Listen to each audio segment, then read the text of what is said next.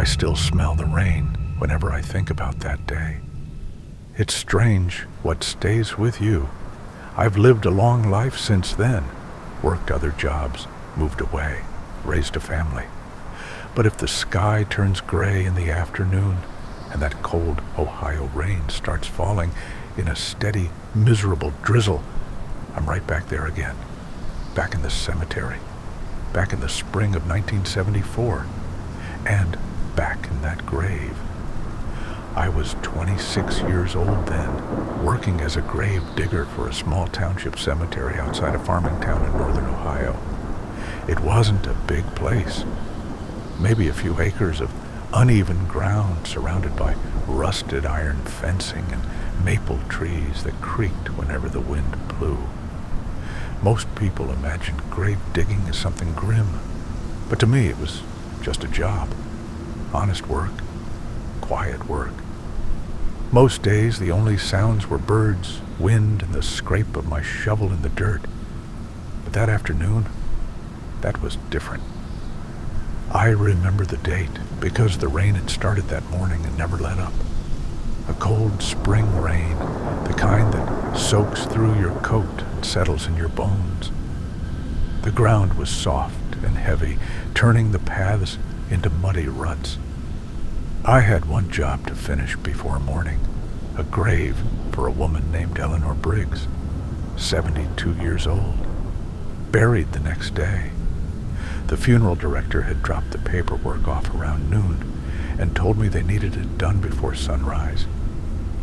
"Storm's coming tonight," he said. "Best finish it while you can."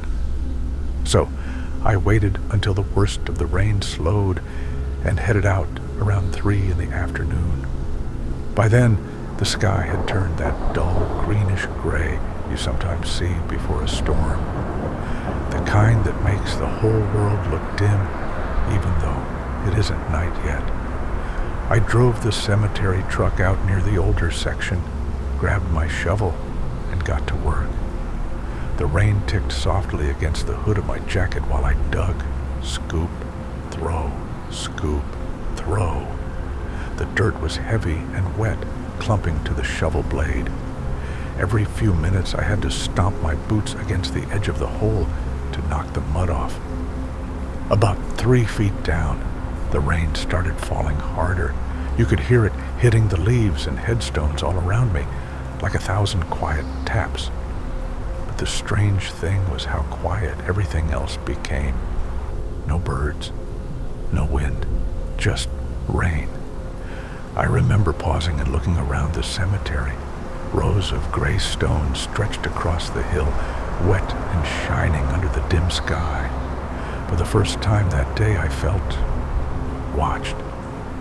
I shook it off. Working in cemeteries will play tricks on your mind if you let it. So I kept digging, 4 feet, 5. The grave needed to be about 6.5 feet deep. That was the standard. I was just past 5 feet when my shovel struck something. Clunk, not rock, not roots. Something hollow. I knelt down and brushed the mud aside with my glove. Wood. Dark, soaked wood. My stomach tightened immediately, because there wasn't supposed to be anything there. Cemetery maps were precise. Plots were measured carefully so graves never overlapped. But right there beneath my shovel was a coffin. Old one, too. The wood was black and swollen from years underground. I climbed out of the grave and walked over to the small wooden marker that had been stuck into the ground that morning. Eleanor Briggs, plot 41. I looked around. 30 feet away stood an old leaning headstone half swallowed by weeds. The name on it had nearly worn away with age, but I could still read it. Eli Briggs, died 1931. My chest tightened. Husband, same family plot. Someone had made a mistake. I should have stopped right there and called the cemetery office. That would have been the proper thing. But rain was coming harder. The sun was already sinking behind the trees. And I had a grave to finish before morning. So I climbed back down into the hole. The coffin lid was about a foot below where the grave needed to be anyway. I figured I'd expose it, call the office later, and they'd deal with it. That's what I told myself. I brushed the mud off the coffin with my hands. The wood was soft, rotten. My glove pushed right through it, and that's when the smell came out. Not the sharp rot you'd expect. No, it was something older, damp, sweet, wrong. I froze. Then I heard something.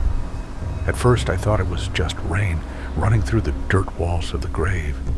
But then I heard it again, a slow, dragging sound. From inside the coffin, my heart started hammering. I leaned closer before I could stop myself. And that's when the lid moved, just a little, just enough for the broken wood to creak. I stumbled backward, slipping in the mud. The coffin lid pushed upward again. Something inside pressed against it. My brain tried to explain it. Ground pressure, shifting soil, anything. Then the lid cracked open, and a hand came out. Gray skin, long black fingernails. The fingers curled over the edge of the coffin like they were testing the air. I couldn't move, couldn't breathe. Then the hand grabbed the side of the grave, and something pulled itself upward, the face that rose out of that coffin. I will never forget. Skin stretched tight like damp paper, eyes open, not empty sockets, eyes, cloudy but looking straight at me. Its mouth opened slowly, and water, black, muddy water, poured out between its teeth. I scrambled up the wall of the grave, clawing at the mud like an animal. Behind me I heard the thing dragging itself free of the coffin, its fingers scraping wood, its body shifting in the mud. I pulled myself out of the grave and ran. I didn't stop to grab my shovel, didn't stop to look back. I just ran through the rain toward the truck. But before I reached it, I heard something behind me. A voice, wet, broken, like it hadn't spoken in 40 years. It said one word, Eleanor. I didn't turn around. I jumped into the truck and drove out of that cemetery so fast the tires tore up the road. I never went back, not the next day, not ever. They told the funeral home I quit. Someone else finished the grave. But here's the part that still keeps me awake at night. Weeks later, I saw the obituary in the newspaper. Eleanor Briggs, buried beside her husband Eli, same plot, same grave. I stared at that notice for a long time, because I know what I saw climb out of that coffin. And it wasn't a man trying to get out. It was a man trying to get to her. Even now, 50 years later, I wonder what happened the next afternoon when they lowered Eleanor's coffin into that grave. Because if Eli Briggs was still down there, then he wasn't alone anymore. And sometimes, when it rains in the spring, I swear I can still hear that wet voice in the back of my mind, calling her name.